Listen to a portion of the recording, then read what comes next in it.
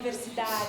São novas perspectivas de pesquisa, de ensino e tudo mais. Eu acho que o trabalho dela é inédito. Vocês precisam ler, tem artigo publicado lá na Cultura, por essa questão desse olhar que ela tem para a criança negra, que é muito importante, né, Júlia? Você acho que ela tem que caminhar até o doutorado com isso. Às vezes ela quer fugir para outro lugar, eu puxo ela de volta para a criança negra, né? Eu acho, então assim, não menosprezem as ideias que vocês têm, porque vocês estão no chão da escola, vocês estão vivendo aqui, né? Nesse sentido, vocês têm muito a contribuir, tá bom? Então esse era o recadinho e a minha admiração eterna por ela, porque ela tem me ensinado muita coisa nessa caminhada. Aprendemos juntas, né? Estamos aprendendo. E acho muito lindo essa trilha que ela fez aqui de livros, porque é isso que a gente quer combater o epistemicídio com novas narrativas. E aí quem fala que não tem material, olha só, gente. Né? É uma trilha de saber aqui, ó. E também com narrativas indígenas também que a Tânia trouxe, né? Temos vários aqui. Eu acho muito importante, gente, isso aqui fica para continuidade. Tirem fotos para vocês depois pesquisarem onde comprar. Sabe, isso daqui é a nossa continuidade que a gente vai levar em sala de aula. Bom? Agora é sério. Pode continuar. Acho bacana essa questão dos livros, né? E eu tenho até medo quando eu abro a Amazon, tudo que eu vou colocando na minha listinha de desejo. Ela é enorme, né? Aí eu fico esperando vir alguma promoção, falar assim, agora vai esse, agora vai aquele, que eu vou jogando tudo nessa listinha. Né? E especialmente, né, essa questão de livros de história, de temáticas que a gente ouve pouco. Né? Eu tenho trabalhado um pouco com a questão da migrante também, né? E a gente, quando começa a conversar com os professores, eles falam assim, não existe material para trabalhar sobre isso. E a gente vai vendo milhões de materiais trazendo situações de migrante, de refugiado, de uma série de coisas.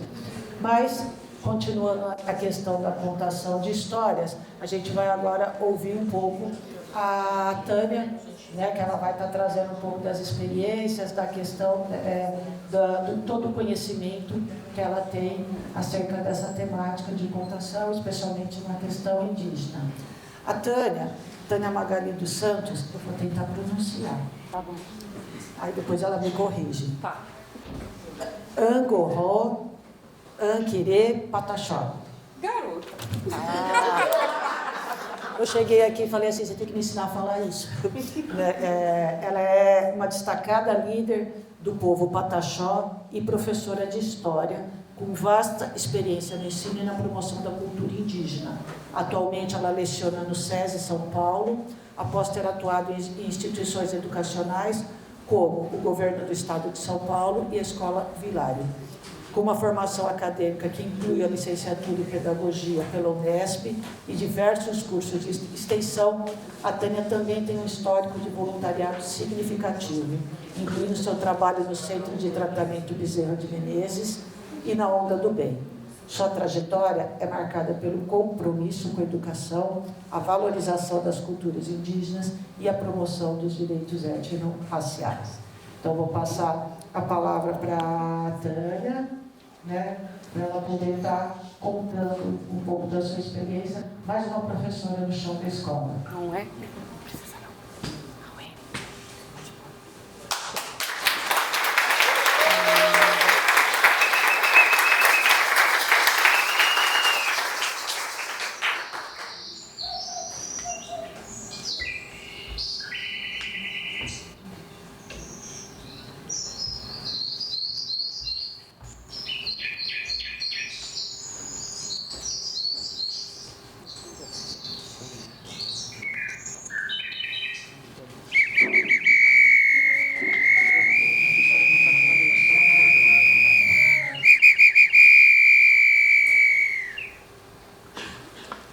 Me contou, e não me deixa esquecer, que eu vivi muitos domingos. E no domingo, lá em casa, sim, eu morava numa casa, o meu pai fazia batata doce de manhã. E era dia de festa, o dia que tinha batata doce.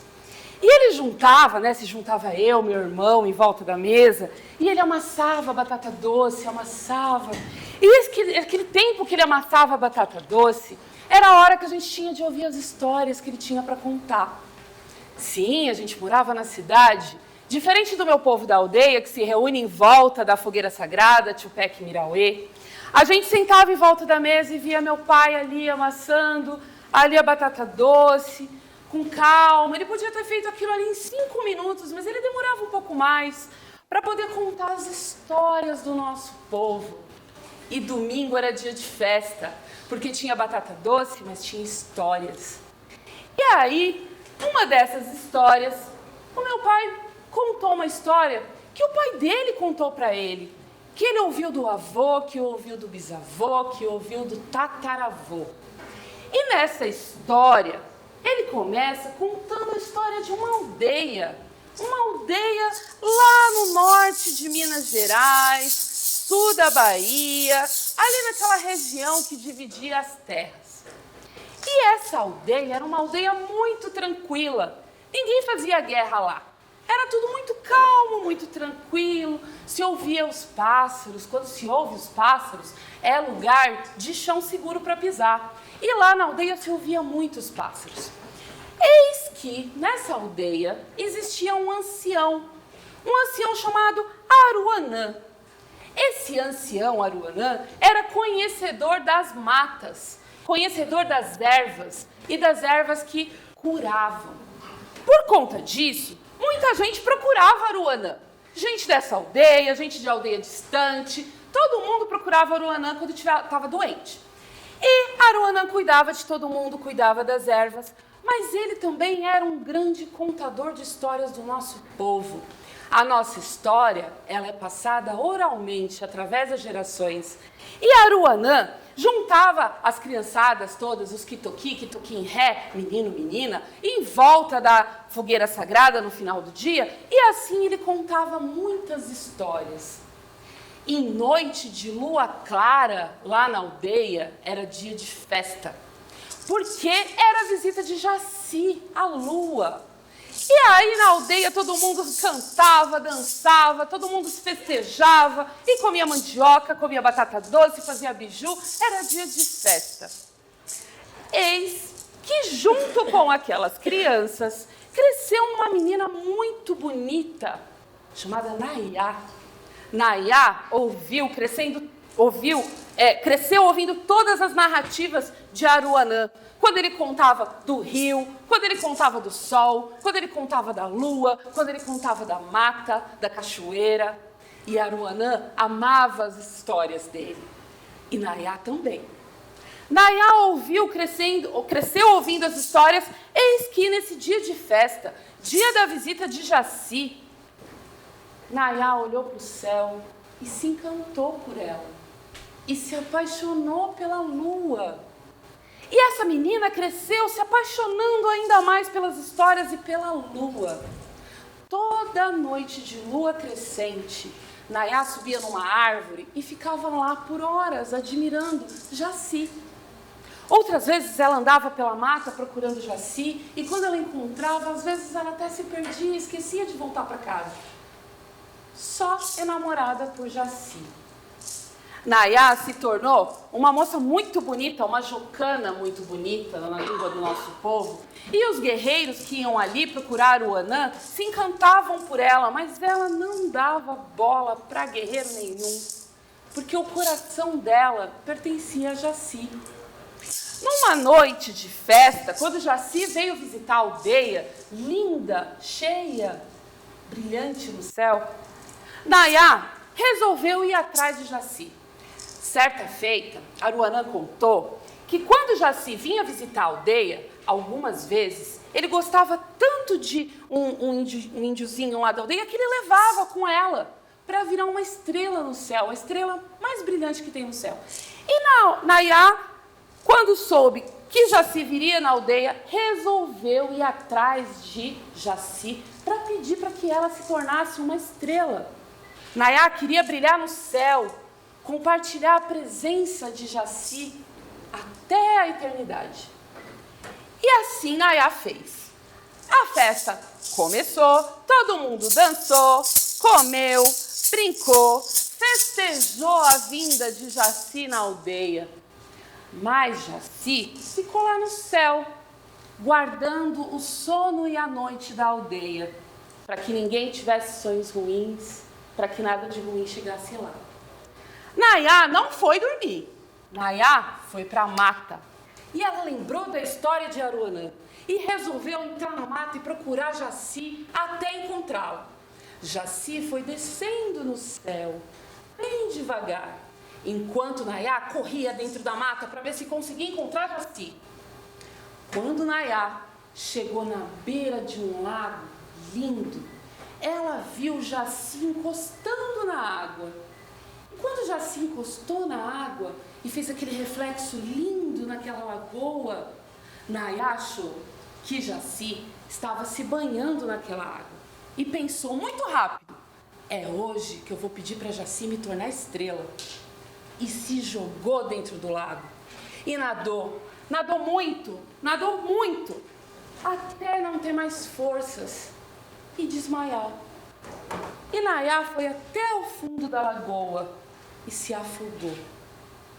Jaci, que já tinha se enamorado pela moça também, vendo aquele desespero, né, de Nayá atrás dela e querendo virar uma estrela, resolveu encantar Nayá. Fez de Nayá uma linda flor que surgiu do fundo do rio e pairou sobre as águas. A aldeia, no outro dia, foi procurar Nayá. Ninguém encontrava Nayá, ficou todo mundo muito preocupado. E todo mundo saiu à caça de Nayá no mato, né? No outro dia, já era dia, a lua já tinha ido dormir e o sol brilhava no céu. E todo mundo procurando Nayá, passou por um lago e viram uma planta diferente. Acharam muito bonito. Até lembrava a beleza de Nayá, mas continuaram procurando Nayá e não encontraram. À noite, quando todo mundo se reuniu, Aruanã teve um sonho. No nosso povo, a gente diz que ele encontrou Tupã.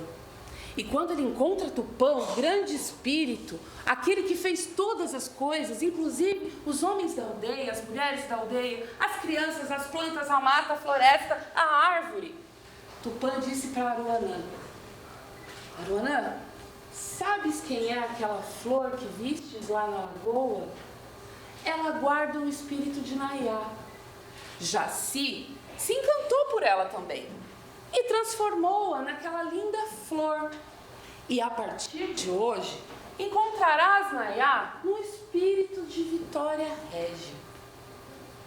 Aruanã acordou no outro dia e quando ele chamou todas as crianças da aldeia para amassar batata doce e fazer o café da manhã das crianças da aldeia, ele resolveu contar que Nayá vivia na Vitória Régia. E toda vez que alguém sentisse saudade de Nayá, era só ir lá na Vitória Régia, conversar com ela, olhar para a beleza dela e lembrar de Nayá, que era tão querida na aldeia. Daquele dia em diante, a aldeia resolveu que todas as festas que eram feitas para Jaci seriam feitas nas águas. E a partir daquele dia, todo mundo da aldeia festejava a visita de Jaci junto com Nayá, lá na lagoa, nas águas. E eles cantavam assim, ó, vou chamar minha aldeia para cantar junto comigo. Vamos lá, aldeia? Vamos cantar? E aí eu vou contar como que eles cantavam lá. Cantavam várias músicas, vários cânticos. Mas tinha um que a aldeia gostava muito, porque a palavra dessa música significa gratidão. E aí eles cantavam assim, ó. Aueri Tupã, Aueri Amisu, Aueri Tupã, Aueri Amisu. A nossa força vem da mata e juntos somos um. A nossa força vem da mata e juntos somos um. Com meu maracá, eu vou entrando na floresta. Com meu maracá,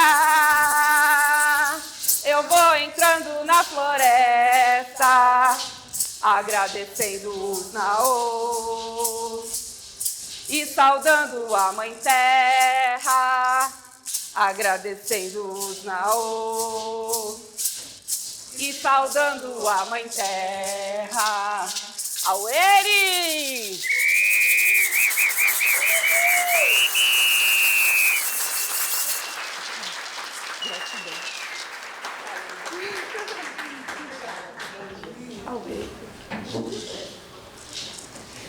O meu nome é Angorró, Anquirê Pataxó. Significa lua crescente na minha língua. Também sou professora, como já foi falado. E... deixa eu dar uma respirada aqui, cantar e dançar, minha gente. É puxado. Mas, quando a professora Ana Maria me convidou, foi uma honra. Porque em 2018 também, Júlia, eu também estava aqui. E esse lugar me fez virar uma chave. Quando a gente fala de autodeclaração, a gente fala do que você vê no espelho. E eu estava aqui, né, na aula de africanidades, ouvindo que o Sanji Oliveira, maravilhosa, e ela falou sobre autodeclaração. E ela falou, como que você se vê no espelho? E eu olhava no espelho, eu não me via uma pessoa negra, por mais que eu seja apaixonada por toda a cultura negra. Mas eu não me via uma pessoa negra. Então, se eu não sou branca, e eu não sou negra, quem eu sou? Eu ouvi as narrativas indígenas do meu pai, essa história é real, viu, gente? Meu pai estava mesmo amassando batata doce e contando essa história. Domingo realmente era um dia de festa lá em casa.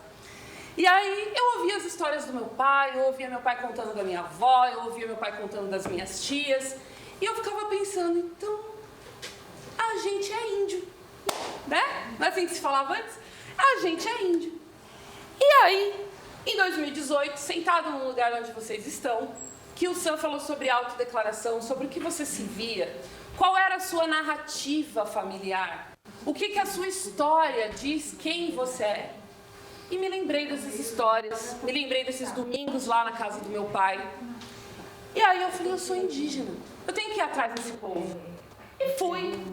Fiquei quase 8 anos buscando a origem do meu povo, porque o meu pai não soube a história dele. A gente está falando do período do golpe militar, onde falar a nossa língua, onde usar os nossos paramentos, onde passar a nossa pintura, era crime. Você podia ser preso. Inclusive, tivemos há pouco tempo uma retratação do governo sobre o acampamento Krenak. Quem estava aqui nessa terra e assistiu o jornal viu. O acampamento Krenak era para onde eram levados esses indígenas insubordinados, que falavam a língua, que usavam seus paramentos. E por conta disso, meu pai não sabia de onde a gente veio. A minha avó não contou de que etnia nós éramos. E para ser reconhecido como povo indígena, você tem que saber pelo menos de que povo você é. Né? Você sabe que você é indígena. Ok, de que povo? Somos 305 povos no Brasil. 305, sem saber de onde eu era, imagina o trabalho que não deu. Fui atrás, como uma boa historiadora, pesquisadora, curiosa, fui atrás. E aí eu descobri, a partir das narrativas do meu pai, a partir do mapa do Brasil e da origem do povo indígena, que de repente eu podia ser Pataxó. Muito bem. E como que eu ia saber se eu era mesmo? Pesquisando, descobri uma aldeia muito próxima, aqui de São Paulo, em Paraty, no Rio de Janeiro. Porque o nosso povo, a origem do nosso povo, é sul da Bahia, norte de Minas Gerais. Encontrei um povo lá no Rio de Janeiro. Vamos lá ver se o povo parece mesmo comigo, né? Não disse que os indígenas eram tudo parecidos? Vamos lá? Fui lá. Quando eu chego lá, que eu olho, pareciam todos primos, tios. Era tudo a minha família. Era muito parecido. Saí de lá maravilhada, liguei pro meu pai, pai, parece os tios, parece um primo, parece não sei quem. Mas até então parecer A gente tem aquele imaginário de que os indígenas todos se parecem, tem aquele fenótipo, né? O cabelo liso, a pele mais morena, avermelhada, né? E aí eu fui lá. Conversando com os anciãos da aldeia, eles disseram o seguinte para mim: olha, para você saber quem é a sua família, você tem que procurar nas aldeias que existem no Brasil, agora santa internet, para você descobrir alguém que lembre da história da sua família. Eu falei, ok. Comecei a entrar em várias aldeias e procurando, né, nas lideranças alguém que pudesse, de repente, achar um tronco familiar, alguém que lembrasse da minha avó, da história da minha avó que fugiu de lá depois de um incêndio na aldeia, né? 8 anos depois, e gente, tudo isso começou aqui na Africanidade. 8 anos depois, um belo dia, alguém liga pra mim, que faz faculdade com meu filho, e diz o seguinte: olha, uma cacica foi na faculdade contar, né, a história da vida dela e tal, e deixou o telefone dela. E não é que ela é pataxó? Entre em contato com ela, quem sabe ela não consegue achar o tronco da sua família também. Eu já tinha procurado tanto, falado com tanta gente. Inclusive, eu estava falando com um rapaz chamado Cacique Lucas, e eu me lembro como se fosse hoje. Era finalzinho do ano, outubro, novembro, eu conversando com ele ali pela internet, encontrei a aldeia dele, né, e ele conversando comigo, passei a minha história, o nome da minha família, e de repente esse rapaz sumiu, não me respondia mais. Eu falei, bom, ele deve estar lá nas lutas dele, né, de território, nas coisas, não me respondeu mesmo, tudo bem. Um mês que passou, aparece na televisão a morte do Cacique Lucas, pelo território. É a briga do território que ainda acontece, e não estamos falando do 1500. Enfim, mandei pro telefone para minha cacica. Mandei para minha cacica, né, que está aqui, que foi o contato que me passaram, o telefone, e conversando com ela, passando mais uma vez o nome da minha avó, da minha família. Ela falou, olha, eu tenho um grupo de caciques. Gente, eu acho isso muito chique. Grupos de WhatsApp de cacica.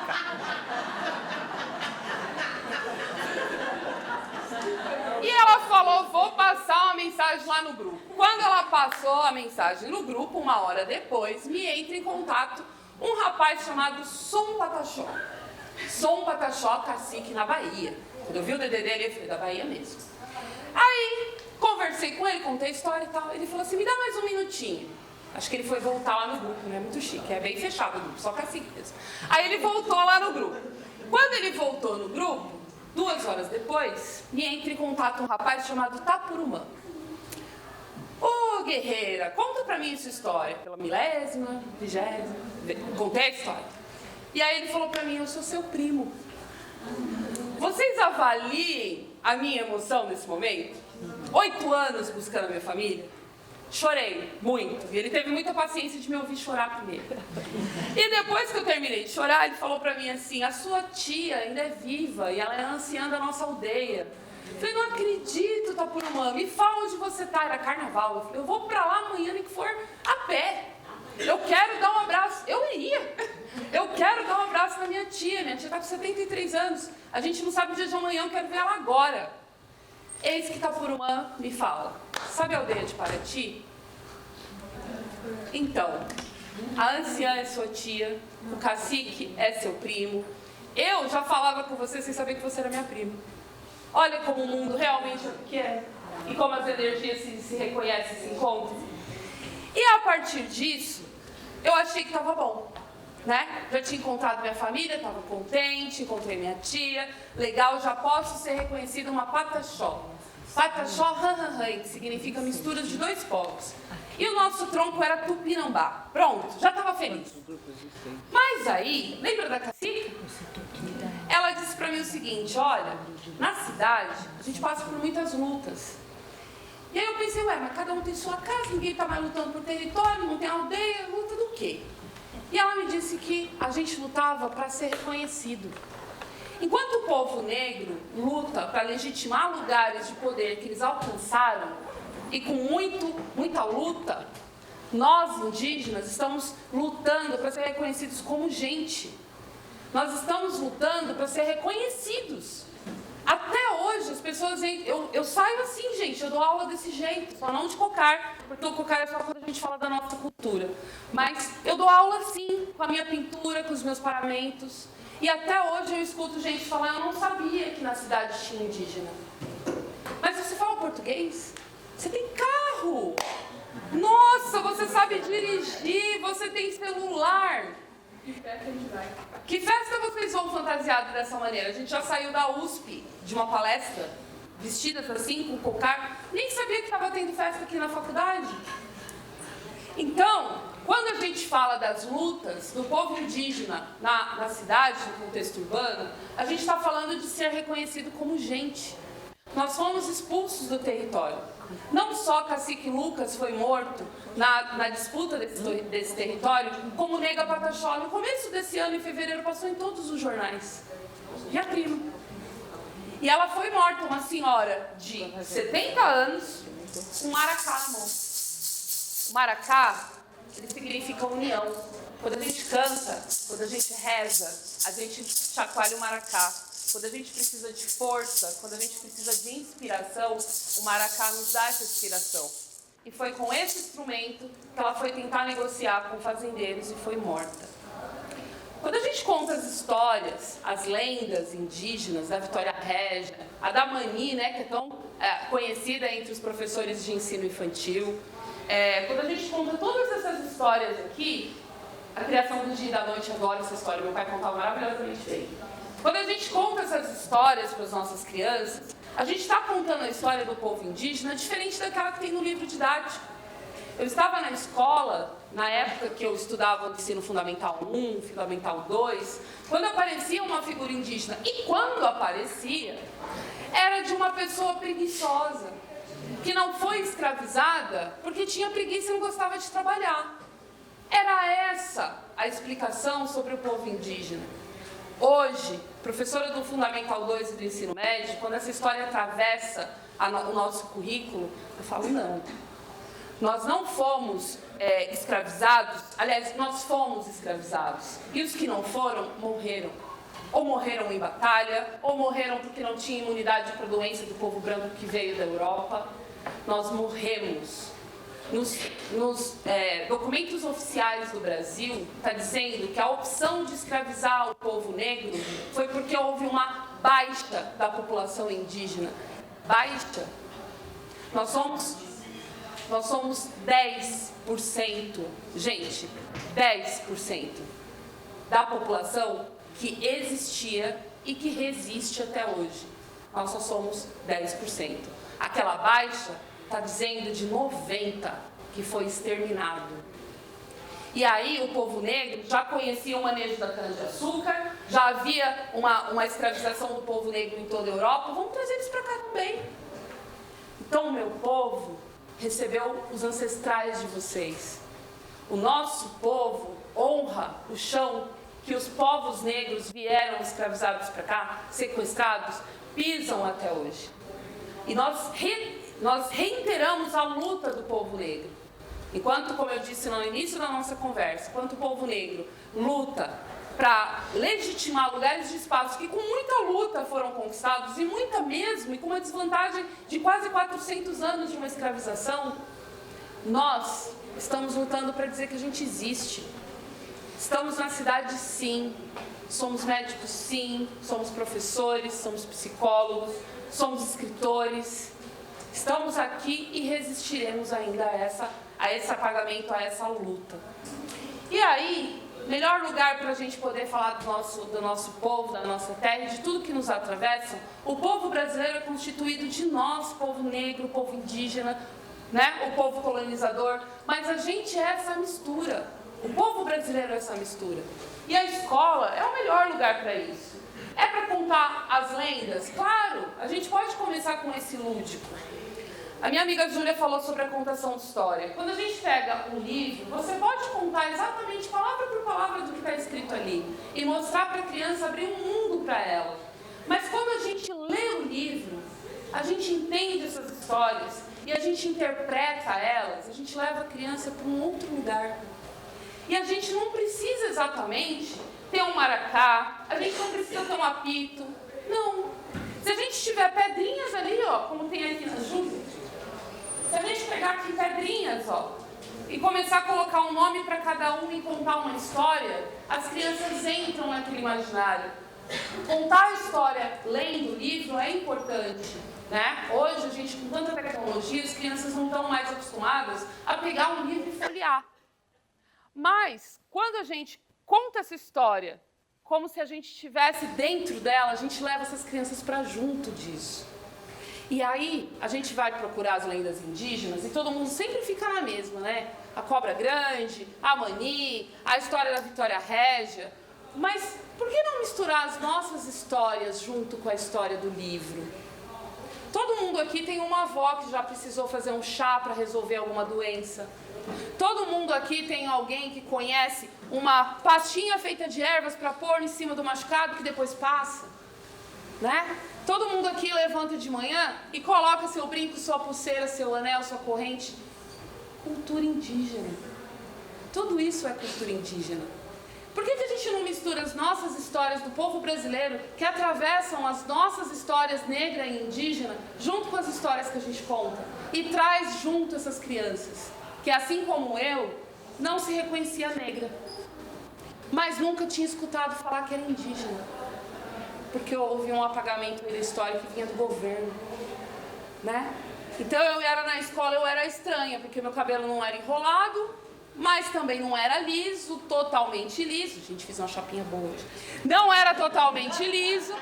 E eu também não tinha como falar de que povo eu era. Eu morava numa casa. Eu não andava pelada. Nem nadar eu sei. Na escola onde eu leciono eu sou piada, porque eu não sei nadar. Então os meus amigos falam que eu sou indígena 4.0, versão nova. Não sabe nadar. Talvez eu seja mesmo. Mas eu fico pensando que, como professora, eu tenho a obrigação de contar a história do meu povo. Eu enfrento desafios dentro da escola por conta disso? Enfrento. Até hoje eu vou contar a minha história, vou atravessar a história do Brasil, o início da República, o governo provisório, as regências, e eu coloco a história do meu povo junto. Eu ainda vejo alunos virando o olhinho, tipo, lá vem ela com essa mesma história de indígena. E a gente sabe que isso é uma dinâmica familiar, mas a gente só dá aquilo que a gente tem. E durante muito tempo na história do nosso país, o nosso povo nunca nem foi mencionado. A não ser dia 19 de abril. Dia 19 de abril, vamos brincar de índio? Brincar, gente. Colocar um colar de EVA na cabeça da criança e falar, vamos fazer... Isso é uma ofensa para nós. Quem tiver a curiosidade de pegar os vídeos do YouTube da Xuxa fazendo esse vamos brincar de índio, tem lá o povo Yanomami e prestem atenção no rosto dos indígenas ali, ouvindo ela com um cocar na cabeça, muito do figurativo, cantando vamos brincar de índio. Prestem atenção no constrangimento desses parentes. Isso era uma violência, isso era uma agressão. E só agora a gente se deu conta disso. Ah, mas a gente se deu conta disso porque o governo, a BNCC, resolveu reconhecer o povo indígena? Não, gente, tem uma luta atrás disso. Tem uma luta. O ATL, Acampamento Terra Livre, que acontece na frente dos Três Poderes, ali da Praça dos Três Poderes em Brasília, já tem 20 anos. Esse ano foi a 20ª edição. Que os indígenas do Brasil todo, as lideranças indígenas do Brasil todo, vão lá se reunir para obrigar o governo federal a olhar para eles, eles existem. As terras onde eles estão reivindicando são há séculos deles. E a gente quer tirar o povo branco daqui? Não. A gente só quer ter o direito de viver em paz. A gente só quer ter o direito de existir. A gente só precisa de uma lei chamada 11.645 que obriga a gente a contar nas histórias, na escola, a história do povo indígena. E aí a gente, enquanto professor, vai contar só em abril? Será que o nosso povo existe só em abril? Nosso povo existe todo dia, inclusive às vésperas do Natal. O nosso parente Lucas foi morto. Inclusive em fevereiro, Nega Pataxó foi assassinada. E aí ficaram 15 minutos filmando ela agonizando lá. Ah, por que não chamaram a polícia? Eu não sei se vocês sabem, mas dentro de aldeia, território indígena, a polícia não entra. Quem entra é a Polícia Federal. Experimenta chamar a polícia quando alguém entrar na sua casa. Conta no relógio quanto tempo eles levam para chegar. Agora avaliem você precisar chamar a Polícia Federal.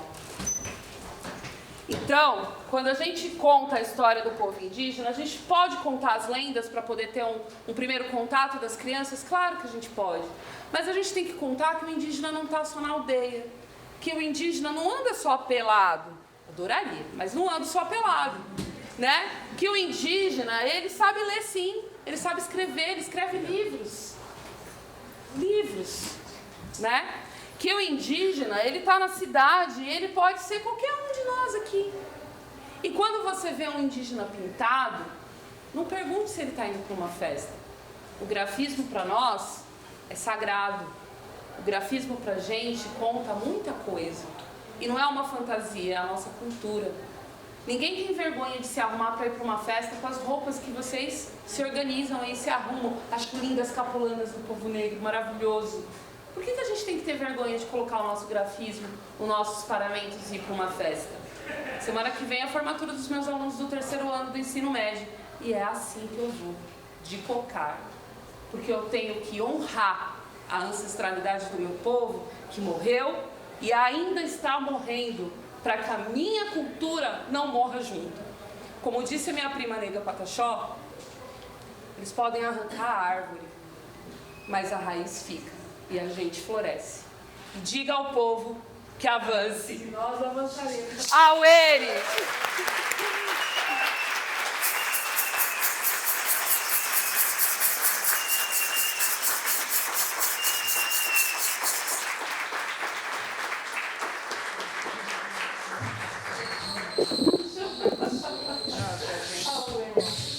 A parte do cipó você não pode. Não posso.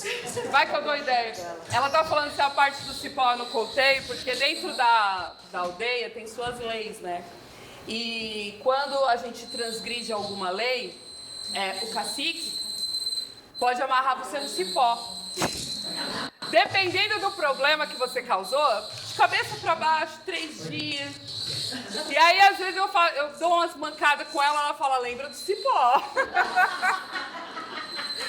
Eu gostaria muito de pedir para vocês, na nossa atividade... Gente, tá dando alguma interferência aí? Não tem?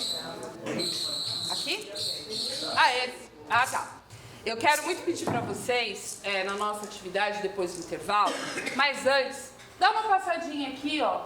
Leiam, dêem uma olhada nesses livros, folheiem. O da Cacica é um livro de poemas e que conta a história do nosso povo, conta a vivência dela dentro da aldeia. Né? Aqui a gente tem as lendas, tem os livros infantis, tem os livros dos maiorzinhos também. Isso aqui é uma HQ indígena maravilhosa que eu conheci lá na Bienal, né? De uns artistas que fazem uma HQ que é bem a linguagem da molecada mais jovem. Passem por aqui.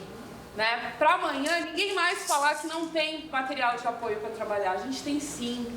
Existe um esforço do governo de não nos mostrar. Mas no Brasil somos 100 escritores indígenas. 100. E ainda vão ser 1000. Me aguarde.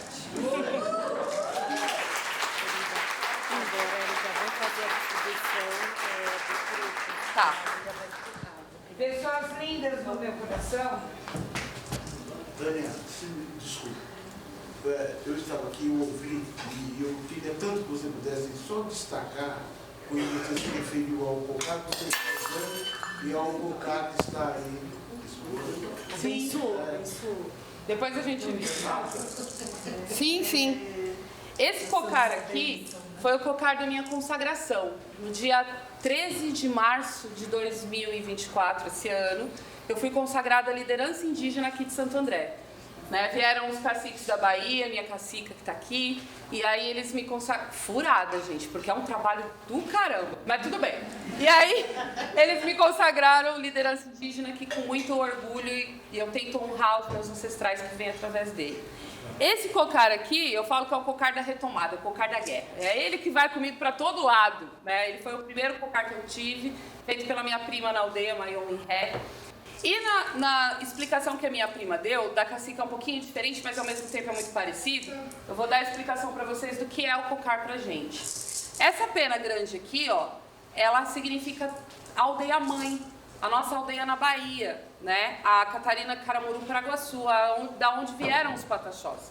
Aqui, essa aqui da direita, é a aldeia de Paraty, onde está minha tia, né? Onde está minha tia, meus primos, ela simboliza essa aldeia. E a outra aqui do lado, os pataxó que estão espalhados aí pelo mundo, em diáspora. Diáspora é quando você foge do seu território para conseguir sobreviver, né? E essas penas aqui à direita são todos os indígenas que ainda estão, né, aqui com a gente nessa luta. Do lado esquerdo, do lado do nosso coração, são os indígenas que ancestralizaram, que se encantaram, que morreram, tombaram em batalhas, em lutas até hoje, né? Então, carregar isso aqui na cabeça é carregar essa ancestralidade toda, é uma responsabilidade muito grande. No nosso povo, só pode colocar o cocar, o cacique e a liderança, ninguém mais. E a gente sabe a responsabilidade, mas ao mesmo tempo o orgulho de colocar isso na cabeça e falar sobre a nossa cultura. Então significa isso. Aqui embaixo, ó, esses fios fortes é que amarram todos os indígenas do Brasil. É isso.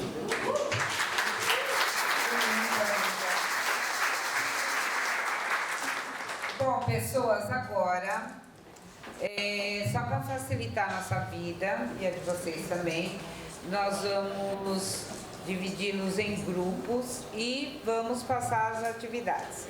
Tem um grupo que vai fazer atividade na questão africana e tem um grupo que vai fazer na indígena. Muito bem. Peraí. Vai lá.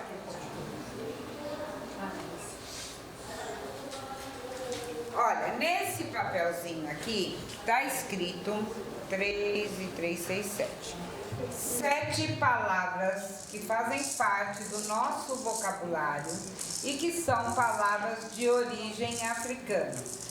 Vocês vão usar essas palavras para contar uma história.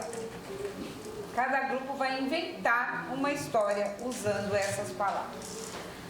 Não tem segredo, ó. Dengo, balangandãs, bancar. Tem alguém aí que gosta de ficar bancando ringo, bancando. Borocochô, gandaia, lambança e requenguela. São essas palavras. Na frente das palavras está escrito seu significado, tá? Então, nós pensamos em grupos de 7 pessoas. Então, cada grupo de 7 se organiza, se levanta. A gente vai contar a vocês e vai dando os papeizinhos. Daqui pra cá vai ter sobre histórias. Fala pra eles. Daqui pra cá vai ser histórias africanas. E daqui pra cá, a gente. Só que tem uma questão aí. Só vai pro café quem descer dançando, tá? Ó, eu vou ensinar um toré bom, pode ser? Não vai ser brinquedo, não. Depois eu ensino um toré bom. Pode soltar. E aí, pessoal, ó, quem ficar... Não precisa do microfone, vocês estão me ouvindo? Quem ficar aqui pro lado indígena, eu fiz uma contação de história e eu falei com vocês, sem mostrar slide, para vocês terem a vivência de como é a nossa cultura, que é oral, né? É basicamente oral. Então, a ideia eu deixei alguns livros aqui de referência que a professora vai distribuir para os grupos, e aí vocês podem folhear, ter um contato com a história, e aí vocês podem reproduzir essa história contando, do mesmo jeito que a gente fez. Imitando que está na fogueira, não sei, pode usar os instrumentos que estão aqui do jeito que vocês quiserem. Depois a gente vai passar as partes técnicas de como é a contação de história, mas aí no primeiro momento fica para a criatividade de vocês. Então, vocês vão ter a oportunidade de pegar os livros indígenas, inclusive os poemas da Cacica, onde tem histórias reais, e poder montar uma história, uma contação de história. As 7 pessoas do grupo precisam falar? Não exatamente. Pode ser uma, pode ser 2, pode ser 3. Aí vocês que vão escolher quem vai contar essa história. Tá bom? Então é isso. E ó, tem um toré legal. Ah, é a música. Verdade. Vamos! Vamos dançar. Cadê o povo dançando aí? Cadê? Verdade, tem a música. Ó, quero ver quem consegue.